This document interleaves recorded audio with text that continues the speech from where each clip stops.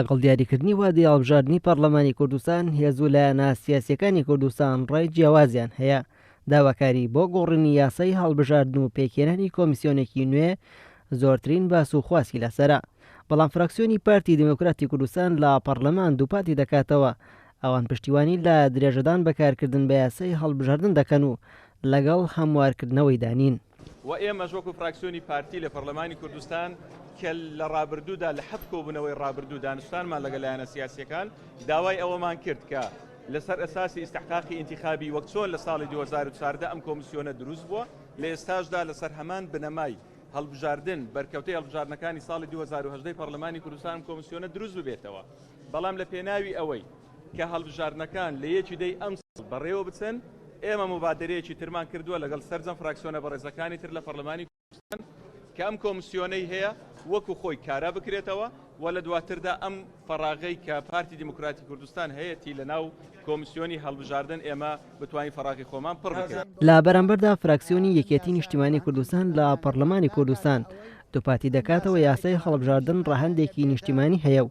دەبێت هەموار بکرێتەوە تا لەگەڵ گۆڕانکاری سیاسی و کۆمەڵایەتی و تەکنەلۆژی هەرێمی کوردستاندا بگونجێت. یەکێتی نیشتیمانی کوردستان وایە کە ئەم قانونانە ڕەهەندی نیشتیمانیان هەیە ناکاتە ئەوەی تر هەموو ڕائەکانی من جێبەجێ بێت. پێویستە کات کە هەمومان پێیەکەوە و ئەو پرۆژانەی کە هەیە هەموو تێڕوانینی هەمومانی تیا جێگە بێتەوە. ئێمە لە مانگی 11 پار ساڵەوە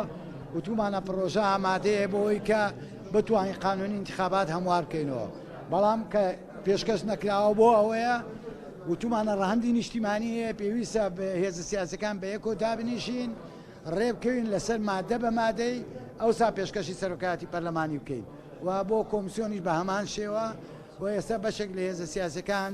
ئەم ڕوئایەمان لا دروست بووە و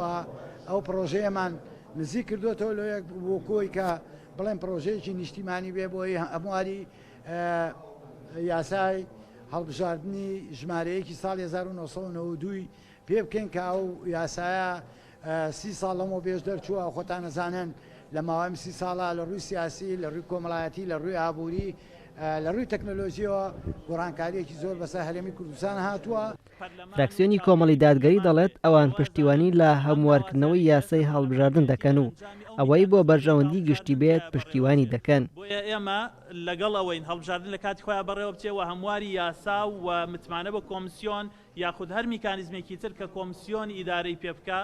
بدەین و ئەوەی بەلای ئێمەوە گرنگە بەرژەوەندی گشتیە و ئیستیقرارەتی سیاسیە و پێشکەوتنی پرۆسەکەیە بەو جۆرەی هاوڵاتی هەستکە ئەوە دەنگی ئەوە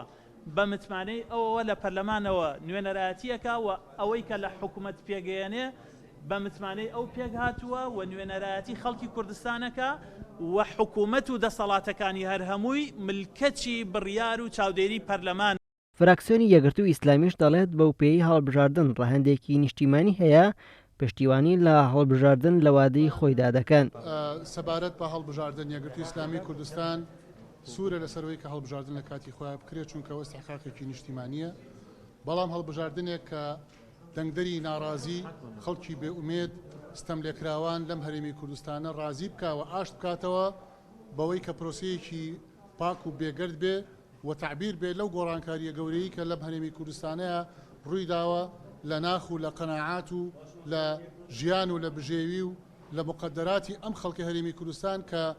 بە سەختی ئەژی و لە خراپترین دۆخدایە. داواکاری بۆ هەموارکردنەوەی یاسای هەڵبژاردن لە لایەن ژمارەیەک لە فراکسیۆنەکانی ناو پەرلەمانی کوردستان